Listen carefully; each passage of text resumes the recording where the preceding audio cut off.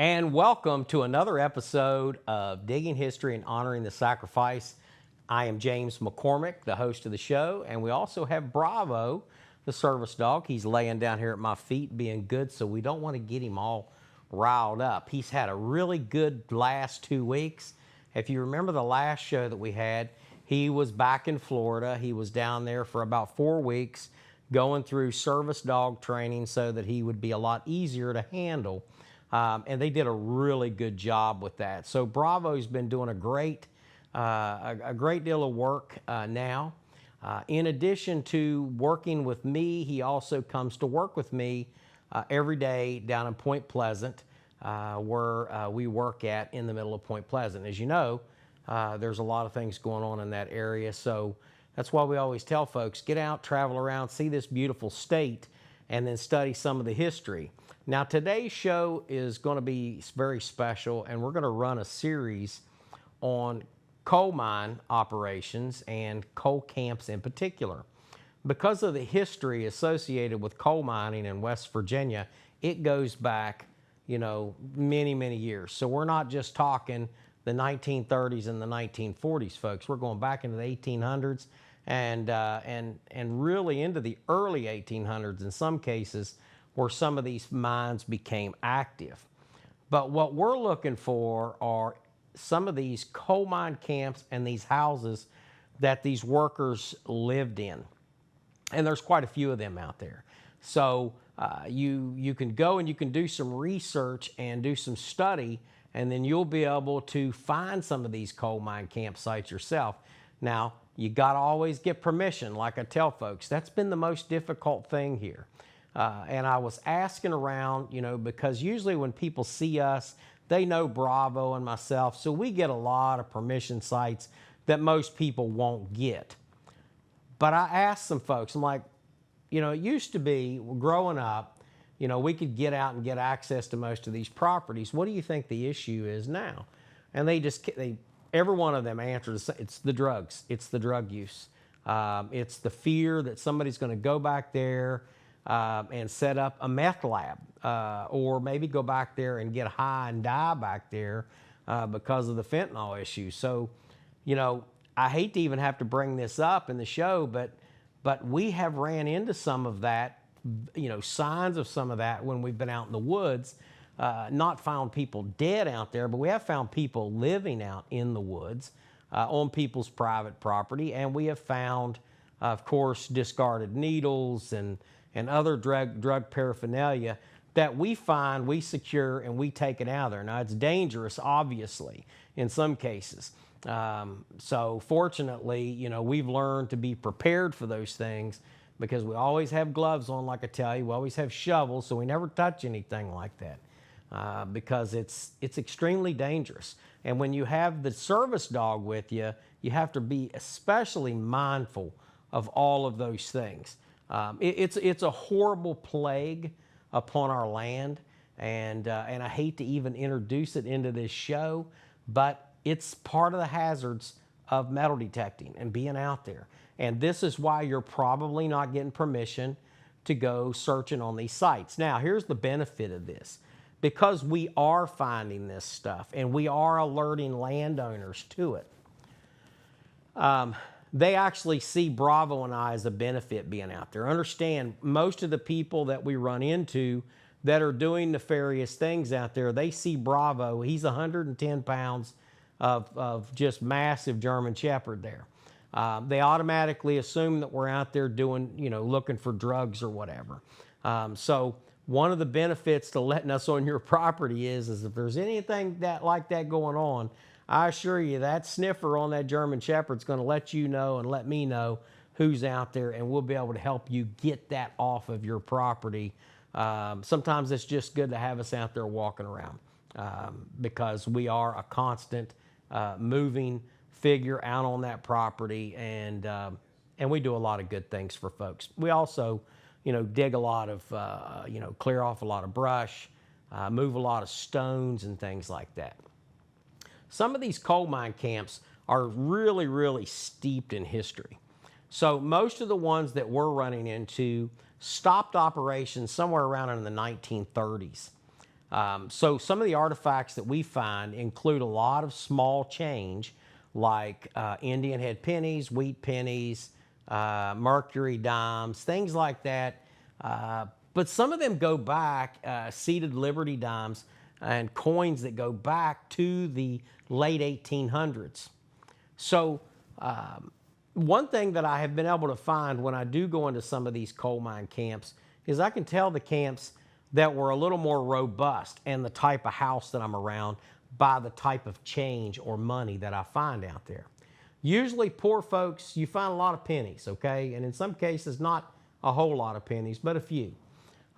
In the cases where you're going to a site where there's possibly a manager or a foreman, or even maybe some of the mine site company owners, then that's where we have a tendency to find most of our silver change at. It's just the reality of things, folks.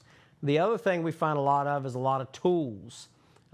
These miners live by their tools, and their families help to take care of them, to make sure that they were able to get up and go to work. In most cases, 12 to 14 hours a day, every day, except for Sunday in some cases, unless they were working a swing shift. Hard work in the coal mines, folks. Really hard work in the coal mines. And what you're going to be able to look at later on is some of the things that we're finding out in the field as Bravo and I go out and we make our searches. There's also a lot of hazards out there. So just remember, when you're out there going around some of these sites, there were a lot of pits and things like that that are covered with brush now, so it's hard to see them. So just make sure that you're careful and to make sure you're getting permission, you're where you're supposed to be. And then if you find really nice artifacts, share them. Share them. I know that there is a coal mine museum in southern West Virginia, and what I hope to do is to link up with them. I think it's called the Coal House, and to see if we can give them some of the items that we found out doing digging and stuff. And we found a myriad of things: horseshoes and picks and tools and shovels and old coal mine lamps. Those things really tell a story. But what I find most of are the miners' tags. And I find a lot of miners' tags out there. And that's very interesting, because I know that every time a miner lost that tag, they got docked pay in order to make them a new tag. So when you go out there and you find 15 or 20 tags, sometimes I think, well, maybe at the closing of that mine, it was just stuff that they threw out. Because when they left some of these mine sites, they literally left things just as they were. And as time comes, it erodes, it breaks down, people break in, they steal stuff, they carry stuff off, or they burn the buildings down. Then that's what happens. But anyways, I want you to sit back and enjoy the show and tell us what you think at the end of this show about coal mine operations and coal camps in West Virginia. And we'll be right back. Okay, folks, James McCormick here. I wanted to kind of show you what we were doing here. So when I say that I go and I look for these sites, I'm looking for coal camps. In particular, where coal miners lived and some of the workers lived. And I look for these bricks like this. When you start seeing these bricks out in the middle of the woods, people didn't just drag them out there for their own health and benefit. They drug them out there to build houses with. And then you start seeing a bunch of broken glass and dishes and things like that. These things are all telltale signs. Those are all from the 20s, 30s, maybe even some from the turn of the century. Now, I've hunted this area before. I found some old wheat pennies down here and things like that. I did find a large cent and a seated Liberty dime, 1876, up on the hill. So there were just trails and there were just a bunch of houses back here. What else I find a lot of is old gas lines. Miles and miles and miles of old gas lines down here. So they had natural gas. So this went up into the 30s and into the 40s and even into the 50s. Because I just found a little cap gun from the 1950s that was out here. And of course you see Bravo. Just down here having a good old time. But we're only going to get about 45 minutes to an hour left of daylight. So we're just going to hunt this area real good. Real good. We've been here before. And hopefully we'll find something else. I found the cap gun. I've walked over it 1,000 times. But I got the 15-inch coil on the Fisher F75. And hey, we're rocking and ready. I'm going to have to take that dog to a dentist. He keeps chewing on rocks. Bravo. Bravo. All right, folks, remember, you can't find anything sitting on the couch. Get up, get to digging, and have a good time at this. God bless you, and we'll be right back.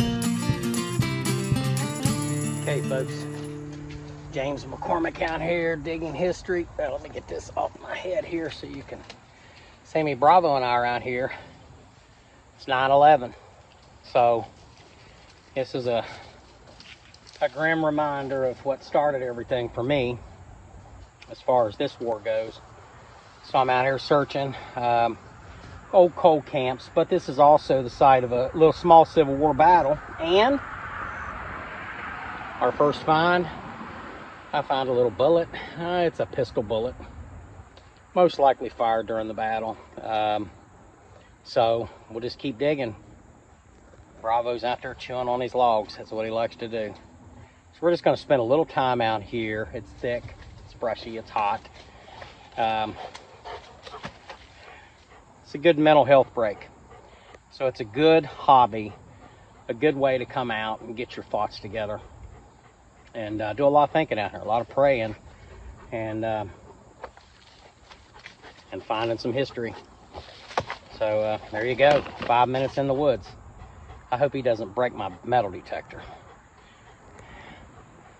He's got to always be, look at that log. See that log? That log is as big as my leg, okay? I mean, it's huge. And he just throws it around like it's nothing. That's Bravo. Keep watching on Digging History. Okay, Digging History fans. Remember I told you about the coal mine camps in some of the old cities. Now this is actually a cool piece of an old bowl. It's not that old, but it's made in Ravenswood, West Virginia. So I'll be able to look that up and see the history on that, but it was pretty heavy duty. Looks like there was a piece of a plate here as well. So these are all things that we look for. And of course there's some metal there, a little cup. So we've got stuff from the Civil War around here, you know, and this hill's kind of eroding, so stuff will be coming down, and we hope to find some things. I brought my lop cutters too to kind of cut some of this brush out of the way as I need, but you'll see some of it's really new stuff. But you know, I found Civil War breastplates and buckles and everything else out here too. So now some of it could have been from the battle, some of it could have been from, you know, the miners that was using it for equipment to go in and out of the mines, you know, because they go to war and they come back, and you know, they were mining in the 1800s, folks, so don't think that they weren't. And it was hard work. So anyways, we'll keep looking. There's the Fisher F75 with the 15-inch coil. There's a real nice shovel that I use right there, and this really comes in handy, folks. But you got to get the shorter version. I got a great big long one, and it's too heavy to carry around, so I'll let you know if we find anything else. Okay, Digging History fans. So I'm out here again looking at, boy, this hat looks really goofy right now. That's all right. So I'm out here doing coal camps. And yeah, it's really not a good season right now. I mean, it's just so hot and miserable. But anyways, I'm out here. I got a signal right here. It's like a 63. That's generally a good signal. So what I'm going to do is I'm going to make the sincere effort to include you in this digging right here, okay? So we're going to see what we got here. Bravo, you go and find something else to do right now. Go chew on your stick.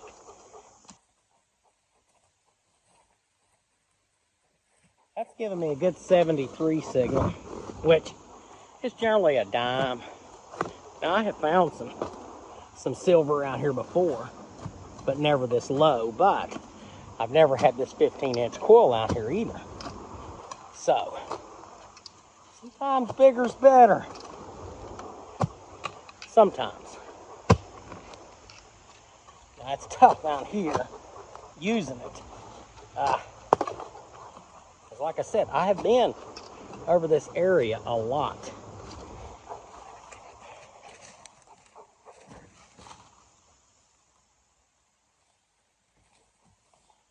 Well,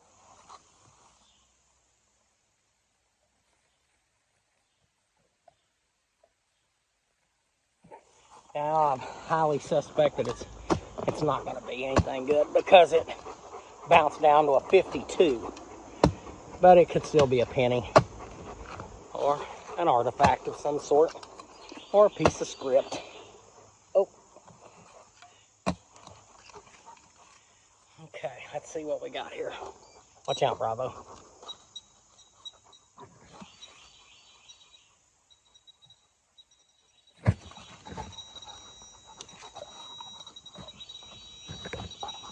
There it is. It's part of a pocket knife. Little itty bitty piece of a pocket knife. That's it. All right, folks. James McCormick here with Digging History. Got a 66 over here. Of course, Bravo. He wants to. That's his MO. He likes to get a stick and chew it right there. He's marked the area. I'll move his stick, but it's right in here. Okay. I will tell you that I just ran into a copperhead. So it's September, and he was a very active copperhead. Okay. So, anyways, we do what we got to do, right?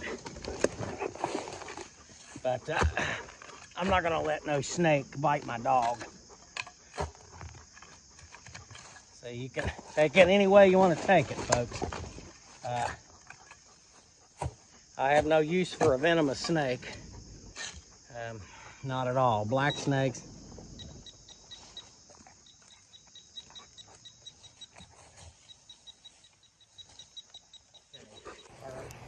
All right, folks. Trying to digging this old coal mine campsite, and this is a trail that the miners walked, and looky there. That's a good turn of the century piece of a harmonica right there. And there it is. All right, I got to fill the holes and clean the mess that Bravo made up here. But that's from a harmonica, so just imagine the music that played on that. Long time ago. That's pretty cool. All right. Well, keep watching on Digging History, folks. Oh, there's a piece of pottery down there, too. All right. All right. I'll pick it out. All right, there it is. There it is, look. Okay, folks, I got my first coin signal here. And it looks like a penny.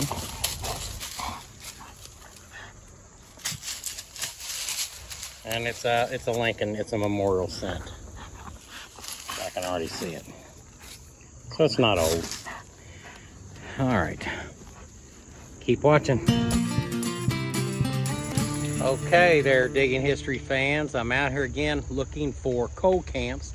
I got my Mothman River Museum t-shirt on here. Ta-da-da. Representing, baby. All right, anyways, I got my first signal here. I think it's iron, but let's just dig it and find out. Again, we're out here with, sorry about the camera action, folks. It's unavoidable sometimes. We're out here doing coal camp digging. So, a lot of coal mines operated in this area.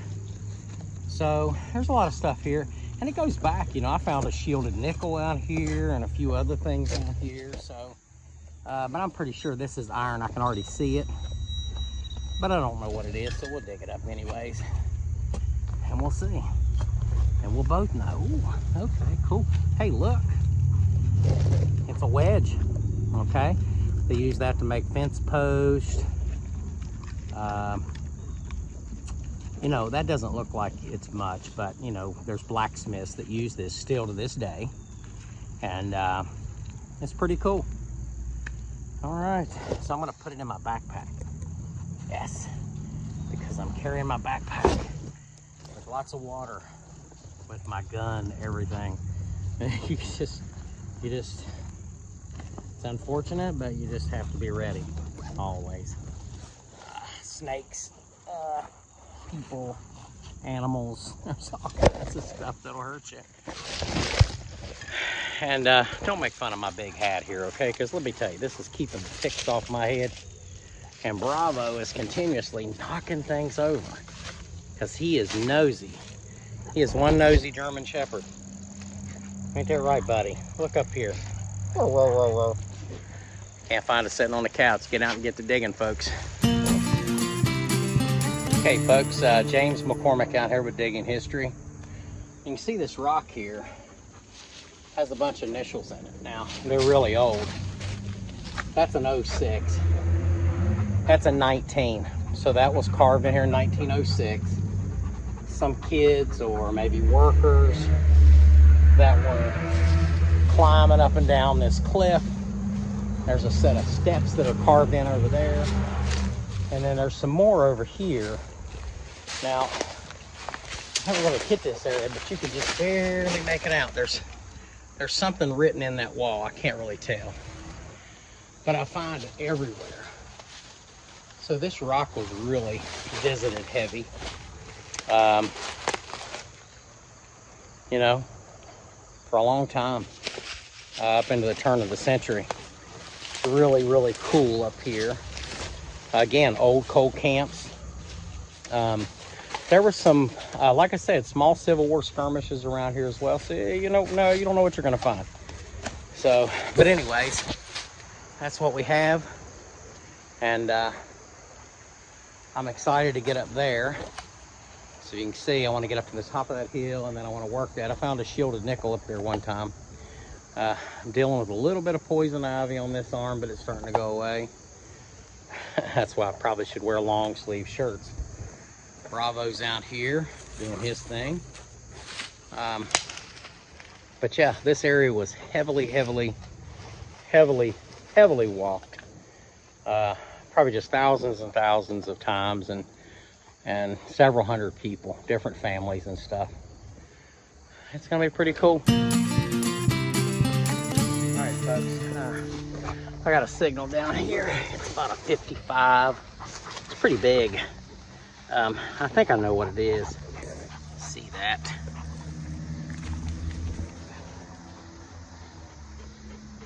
It's an old knife. That's a hunting knife of some sort. Have to clean it up and take a look at it. All right, remember, you can't find anything sitting on the couch. That's digging in the coal mines, folks, digging in the coal mines. So sorry about the sunshine, sorry about Bravo's big tooth that was in that video. We're out here digging it. All right, 15-inch coil's killing it, folks.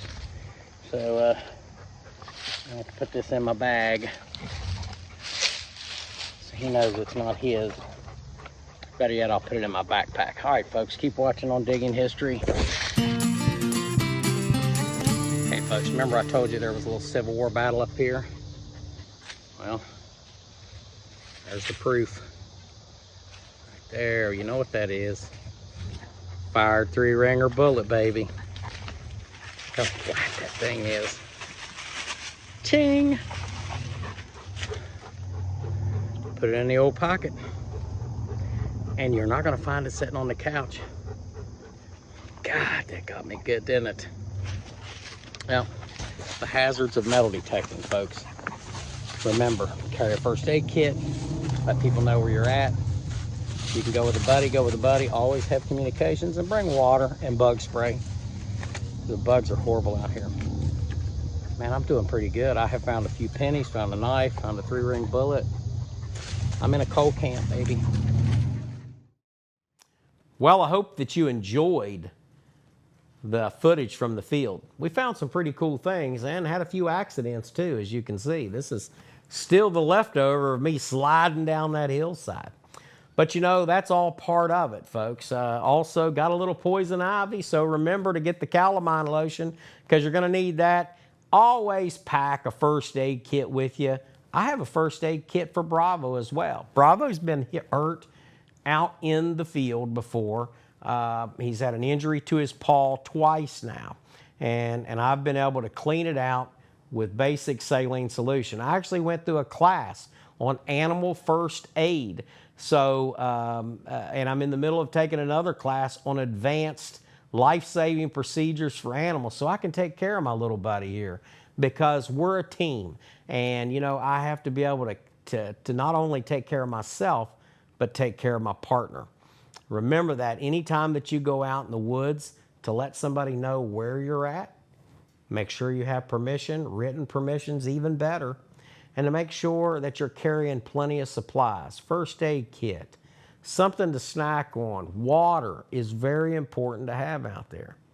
And always, always respect the landowners by filling your holes, by making sure that you're not leaving something that's a trip hazard for somebody else.